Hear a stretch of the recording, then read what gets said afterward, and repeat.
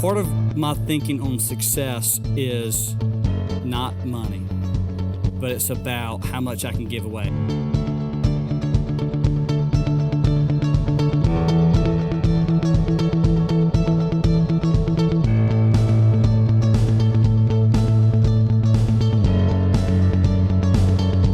Most small businesses understand people are on Facebook or Instagram or Snapchat or whatever, but most small businesses, honestly, don't really know how to use it.